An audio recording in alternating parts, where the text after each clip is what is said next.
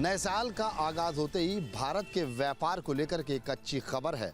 खबर यह है कि भारत और ऑस्ट्रेलिया के बीच में जो व्यापार समझौता था यानी कि नया शुल्क था वो ऑस्ट्रेलिया ने शून्य कर दिया है, जिससे अब भारत के अंदर में व्यापार का जो पैमाना है वो कहीं ना कहीं पर बड़े पैमाने पर नजर आएगा, जिससे भारत की स्थिति व्यापार को लेकर के काफ़ी मजबूत नजर आएगी। हालांकि अगर बात भारत और ऑस्ट्रेलिया की जाए तो भारत और ऑस्ट्रेलिया के व्यापार की ये तीसरी सालगिरह थी, जिस पर बड़े पैमाने पर ये फैसला लिया गया और एक नए साल पर तोहफा भी दिया गया है। ऐसे में किसान के साथ साथ अन्य लोगों को राहत के संकेत मिलेंगे और अपना विकास करते हुए नजर आएंगे, जिससे जब टैक्स शून्य लगना शुरू हो जाएगा तो बड़े पैमाने पर कारोबार में बढ़ावा नजर आएगा। हालांकि अब देखा जा सकता है कि जिस तरह भारत और ऑस्ट्रेलिया की तीसरी सालगिरह पर यह समझौता हुआ है तो कहीं ना कहीं विकसित भारत 2047 का जो लक्ष्य है उसको भारत छूता हुआ भी सही नजर आना शुरू हो गया है और इस लक्ष्य से विकसित भारत 2047 का जो पैमाना है वो भी कहीं ना कहीं पर बड़ा नजर आ रहा है। ऐसे में भारत से जाने वाले ऑस्ट्रेलिया के अंदर में जितने भी सामान हैं उन पर टैक्स तो शून्य नजर आएगा ही आएगा, साथ ही साथ आपसी देश के जो रिश्ते हैं दोनों के वो भी कहीं ना कहीं पर और ज़्यादा मजबूत होते हुए नजर आएंगे, जिससे आर्थिक स्थिति के साथ साथ व्यापार के अंदर में काफ़ी बढ़ावा भी नजर आएगा। सुदीक साथ से ये दुआ सली न्यूज़ स्टेट दिल्ली। नए साल यानी कि 2026 की शुरुआत के साथ अब नियमों में कई सारे ऐसे नियम हैं जिसमें बदलाव किए गए हैं और ये सीधे आम जनता से जुड़े हुए हैं, आम जनता के पॉकेट से जुड़े हुए हैं। देखिए, नए साल में अब कई सारी चीज़ें जो है वो सरकार ने मैंडेटरी कर दी है। अब जो सिविल स्कोर हर 1 महीने पे बदलता था, 15 दिन पे बदलता था, अब उसे हर हफ्ते बदलने का आदेश जो है वो सिविल ब्यूरो को दिया गया है, ताकि जो लोग क्रेडिट कार्ड इस्तेमाल करते हैं उनके लिए ये खुशी की खबर है। वहीं दूसरी तरफ अब टिकट काटने के लिए IRCTC में आधार कार्ड जो है वो कंपलसरी कर दिया गया है, यानी कि आधार कार्ड के लिए एक विंडो भी बनाया गया है जहां से लोग टिकट जो है वो काट सकते हैं और साथ ही साथ पैन कार्ड को अब अपने बैंक अकाउंट और आधार से लिंक करना अनिवार्य हो चुका है। केंद्र सरकार ने इसको लेकर नई गाइडलाइन जो है वो जारी की है, जहां पर एक तरफ लोगों के PF से लेकर तमाम चीज़ों में बदलाव किया गया है, वहीं ये जो इम्पोर्टेंट चीज़ें हैं उसे राज्य सरकार और केंद्र सरकार से भी साझा किया गया है और किस तरीके से जो नई सैलरी स्लिप जो खास तौर पर प्राइवेट सेक्टर और गवर्नमेंट सेक्टर में होगी उसमें भी बदलाव किया गया है। तो नई साल के साथ कोई नई नियमें जो है वो लागू की गई है, जिससे आम जनता को सीधे इसका फ़ायदा होगा। वीडियो जर्नलिस्ट सतीन कुमार के साथ उत्कर्ष, न्यूज़ स्टेट यूपी। नया साल 2026 केंद्रीय कर्मचारियों और पेंशन पाने वालों के लिए ढेर सारा तोहफा लेकर आया है, क्योंकि 8वां वेतन आयोग एक तरीके से लागू हो गया है। 8वें वेतन आयोग की रिपोर्ट आने के बाद जैसे ही उसे केंद्र सरकार की मंजूरी मिलेगी तो सभी कर्मचारियों और पेंशन पाने वालों को 1 जनवरी 2026 से एरियर जोड़कर मिलेगा और इस 8वें वेतन आयोग की सिफारिश से न सिर्फ तनख्वाह बढ़ेंगे बल्कि पेंशन भी बढ़ जाएंगे। आपको बता दें कि जनवरी 2025 में ही मोदी कैबिनेट ने 8वें वेतन आयोग की सिफारिश की थी और उसका गठन हो गया है। उसे 18 महीने में अपनी रिपोर्ट देनी है। 18 महीने के बाद जब रिपोर्ट आ जाएगी तो मौजूदा कानून के मुताबिक केंद्र सरकार उस पर विचार कर अपनी मुहर लगा देगी। उसके बाद सभी कर्मचारियों को उसका लाभ मिल जाएगा। सहयोगी प्रेमचंद के साथ विकास चंद्र, न्यूज़ स्टेट, उत्तर प्रदेश, उत्तराखंड। नए साल की शुरुआत हो चुकी है और नए साल में कुछ नए बदलाव भी हो रहे हैं। खास तौर पे वो लोग जो सैलरीड क्लास हैं, बिजनेस क्लास हैं, उनके लिए अब टैक्स सिस्टम में कुछ बदलाव किया गया है। बदलाव ये किया गया कि 1961 का जो टैक्स सिस्टम था, टैक्स अधिनियम था, उसको खत्म करके नए टैक्स सिस्टम की तरफ अब आगे बढ़ रहे हैं और माना जा रहा है कि अप्रैल से इसकी शुरुआत जो है ये लागू हो जाएगा। जो नया टैक्स रिजीम आ रहा है उसको आप किस तरह से देख रही हो? क्या 1961 का जो टैक्स था उसको खत्म करना एक बड़ी वजह बनी? हाँ, ये जो नया टैक्स इनकम टैक्स कोड आया और इनकम टैक्स एक्ट आया है उसमें 1961 को हटा के हम लोग नया एक्ट लेके आए हैं और उसमें बेसिकली नया एक्ट सिर्फ इसलिए आया है क्योंकि इतने सालों में वो अमेंडमेंट होते होते बहुत कॉम्प्लिकेटेड हो गया था। तो इतने सारे प्रोवाइजो ऐड हो गए थे, इतने सारे एक्सप्लेनेशंस ऐड हो गए थे, तो उन सबको एक बहुत इजी लैंग्वेज में करके और आम आदमी के लिए इनकम टैक्स जो है वो सरल बन जाए। इसकी कोशिश करी गई है। तो ये जो है बहुत ही सिंप्लीफिकेशन और सारे कॉम्प्लिकेशंस को हटा दिया गया है इसमें। तो हर एक को अपना इनकम टैक्स रिटर्न फाइल करना बहुत आसान हो जाएगा। इनकम टैक्स का एक बहुत अच्छा काम किया है कि इन्होंने बहुत ही जल्दी डिजिटाइजेशन किया है। और डिजिटाइजेशन करने से क्या होता है, बैंक में किसी की भी कोई भी इंफॉर्मेशन होती है वो वहाँ से इनकम टैक्स कैप्चर करके और उस पैसिव इनकम को भी वो देख सकता है। जैसे कि अगर आप देखिए रेंटल इनकम, मोस्टली लोग रेंटल इनकम छुपाते हैं क्योंकि वो क्या होगा, कैश में दे देंगे। पर लेकिन जो रेंट दे रहा है वो, क्योंकि उसको अपना एचआरए क्लेम करना है, तो वो कहीं पे उस एचआरए को वो क्लेम करेगा। जब वो वहाँ क्लेम करेगा तो उसने कहाँ से, हाँ, तो चाहे कैश में भी दिया होगा तभी भी वो अमाउंट आपका आ जाएगा। तो अभी दो चीज़ें पहले से भी शुरू हुई हैं, पर उसको और हम लोग फाइन ट्यून कर दिया है कि एसएससी इन्फॉर्मेशन सिस्टम होता है और टैक्स इन्फॉर्मेशन सिस्टम होता है, तो उसमें ये सारी चीज़ें हमारी कैप्चर हो जाएंगी। वीडियो जर्नलिस्ट संजय शर्मा के साथ सईद आमिर हुसैन, दिल्ली। वंदे भारत स्लीपर को लेकर के जो खबर आई है उसमें यह है कि दिसंबर के आखिरी हफ्ते में या जनवरी के पहले हफ्ते में ये ट्रेन ट्रैक पर दौड़ने लगेगी। वंदे भारत स्लीपर जो कि अपने आप में एक बेहतरीन टेक्नोलॉजी के साथ तैयार की गई है, इसमें आरामदायक सीट्स के साथ में हाईटेक सेफ्टी फीचर्स भी दिए गए हैं। माना जा रहा है कि लोगों के आरामदायक सफर के लिए ये दूसरी बड़ी ट्रेनों को रिप्लेस भी करेगी और 20 कोच की पहली वंदे भारत जो है वो चलाई जाएगी लॉन्ग रूट पर। यह माना जा रहा है कि जो न्यू जलपाईगुड़ी से दिल्ली के बीच में इस ट्रेन को चलाया जाएगा और 4 राज्यों को ये आपस में कनेक्ट करेगी।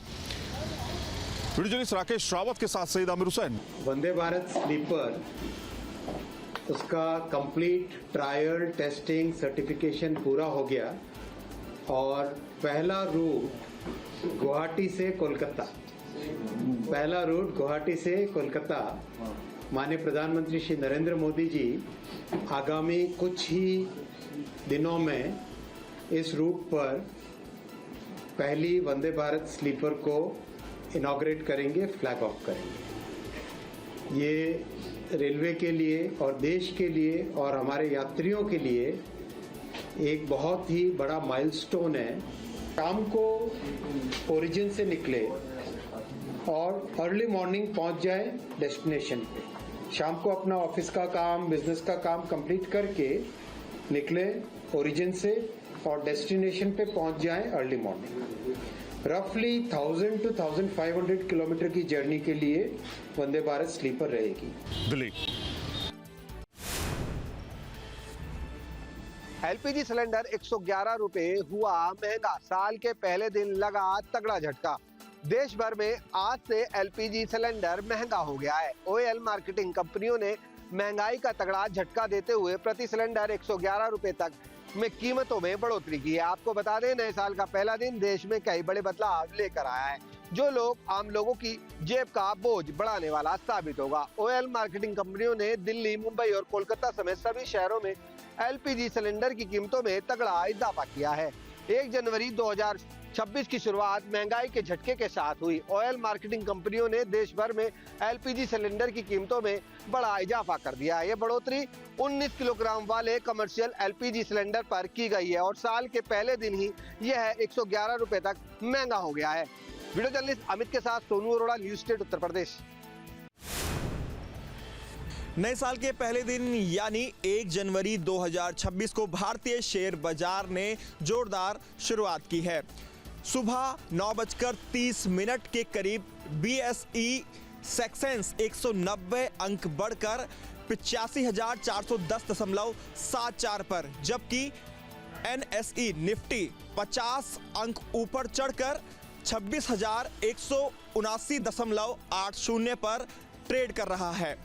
आज ज्यादातर ग्लोबल मार्केट नए साल की वजह से बंद है, लेकिन घरेलू निवेशकों की उत्साह शुरुआत ने मार्केट को पॉजिटिव बना दिया है। वीडियो जर्नलिस्ट विकास झा के साथ हिमांशु शर्मा, न्यूज स्टेट उत्तर प्रदेश उत्तराखंड। नई साल की शुरुआत में ही मुख्यमंत्री नीतीश कुमार और उनके तमाम कैबिनेट के मंत्रियों ने अपने आय की संपत्ति का ब्यौरा जो है वो सामने रखा है। देखिए, मुख्यमंत्री ने अपने चल अचल संपत्ति की जानकारी दी है, जहां पर उनके 3 बैंक अकाउंट हैं, एक पटना के राजभवन ब्रांच में, दूसरा संसद भवन के ब्रांच में और तीसरा पटना के पीएनबी में। कुल मिलाकर मुख्यमंत्री के पास 67,000 रुपये की कैश जो है उनके पास मौजूद है। इसके अलावा मुख्यमंत्री के पास एक फोर्ड की इको स्पोर्ट गाड़ी है जिसकी कीमत 11,32,000 रुपये है। वहीं मुख्यमंत्री नीतीश कुमार के पास दिल्ली स्थित एक फ्लैट भी है जिसकी कीमत करीब 1,41,00,000 के बराबर है।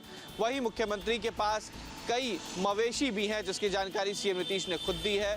इसमें गाय, बछड़े और साथ ही साथ नीतीश कुमार ने ये बताया है कि उनके पास सोने की अंगूठियां और कई मोती की अंगूठी भी हैं। इस चल अचल संपत्ति की जानकारी 2006 से ही लगातार नीतीश कुमार और उनके कैबिनेट के मंत्री दे रहे हैं, जिसकी शुरुआत नीतीश कुमार ने की थी और आज सही सरकार और नए साल का पूरा ब्यौरा जो है वो नीतीश कुमार ने दिया है। जैसे ही सरकार बदली है, नई सरकार का गठन भी हो चुका है। वहीं दूसरी तरफ नए साल से ठीक पहले नीतीश कुमार और उनके सभी कैबिनेट के मंत्रियों ने अपने चल अचल संपत्ति का ब्यौरा जो है वो सार्वजनिक किया। वीडियो जर्नलिस्ट सतिन कुमार के साथ उत्कर्ष, news state UP UK. Uttar Pradesh में राजधानी लखनऊ के लोगों को फिलहाल एक बड़ी राहत मिली है और ऐसे में लखनऊ विकास प्राधिकरण की तरफ से एक बड़ी राहत उन तमाम लोगों को जो मकान और दुकान ले रहे हैं। दरअसल पहले मकान और दुकान का नक्शा पास कराने के लिए तमाम लोगों को बहुत सारी मशक्क़त का सामना करना पड़ता था, बहुत मशक्क़त करनी पड़ती थी।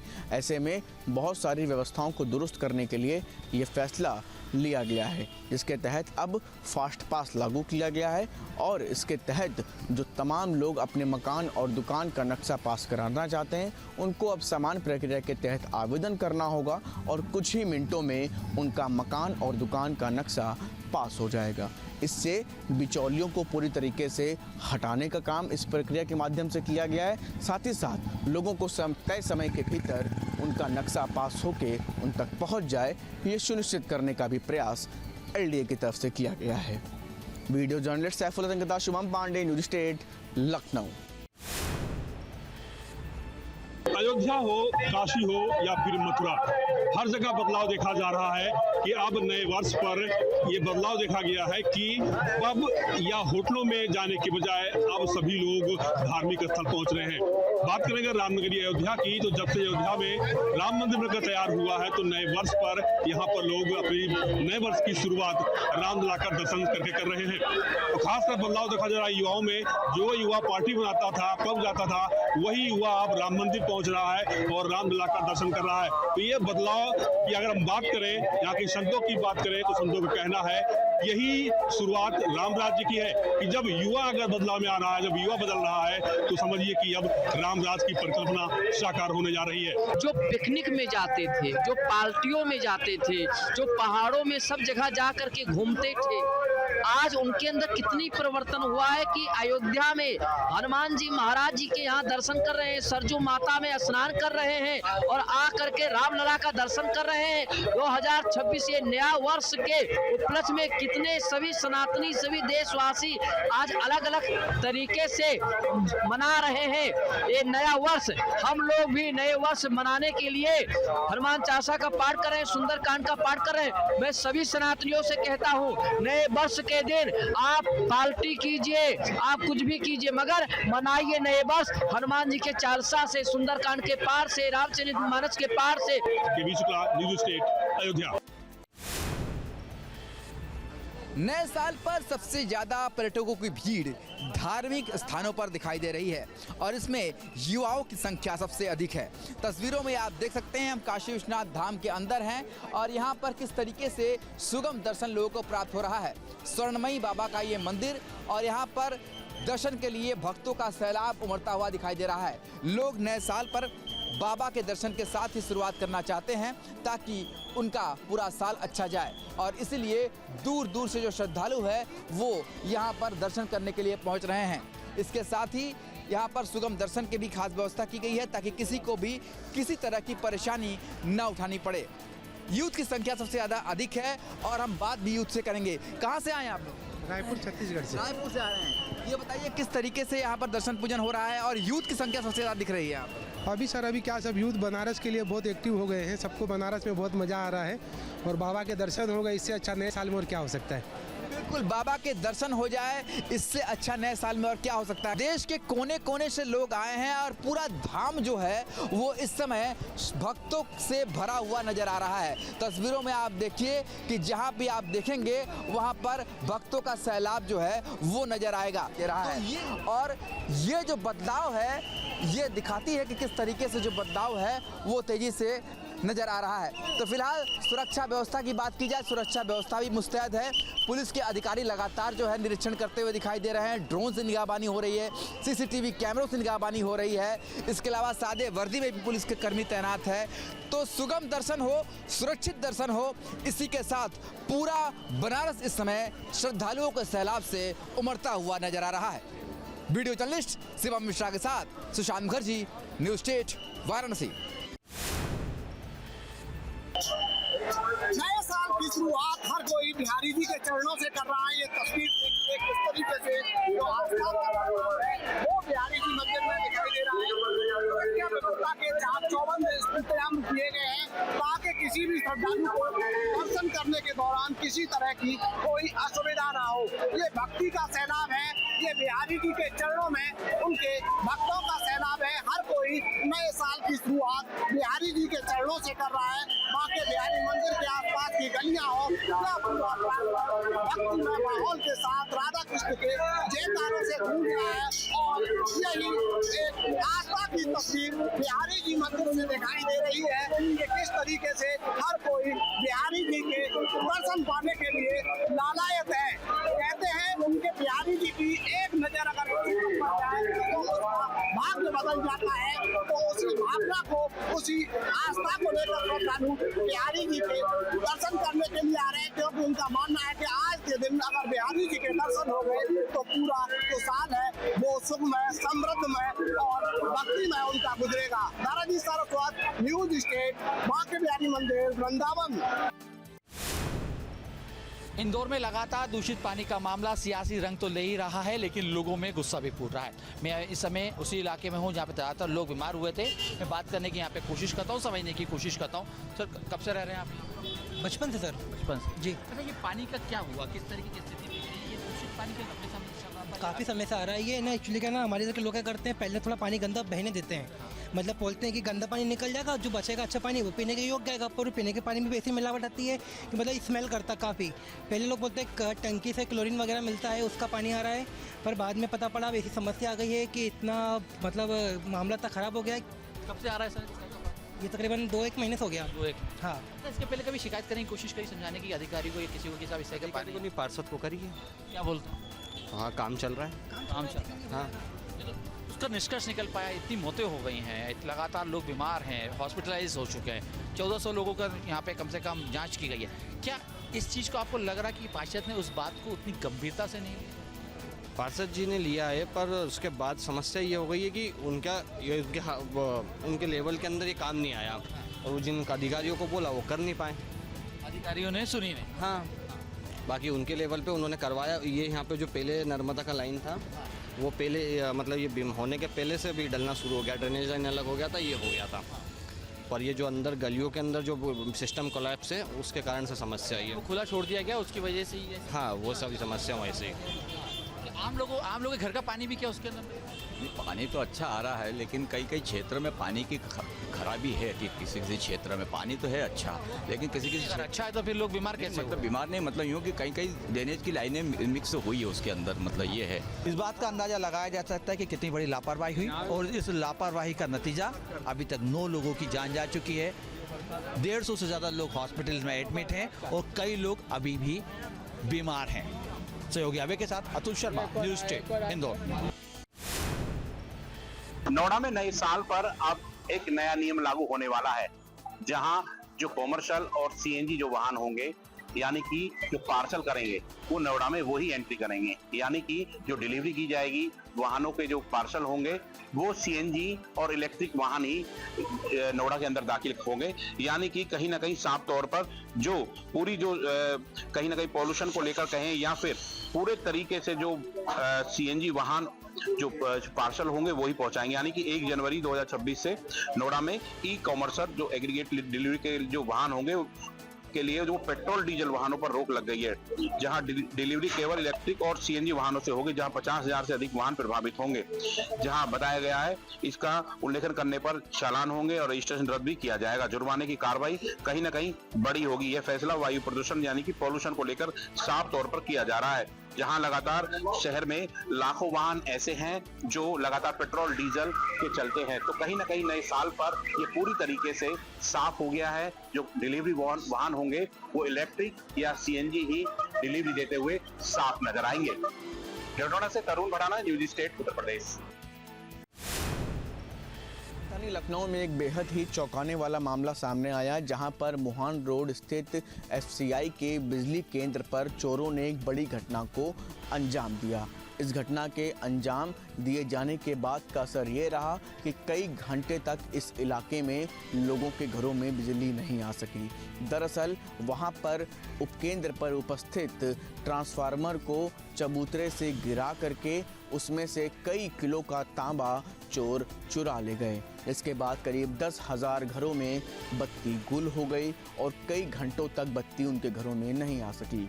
इसके साथ ही साथ पानी की भी समस्या अगले दिन तक खड़ी हो गई।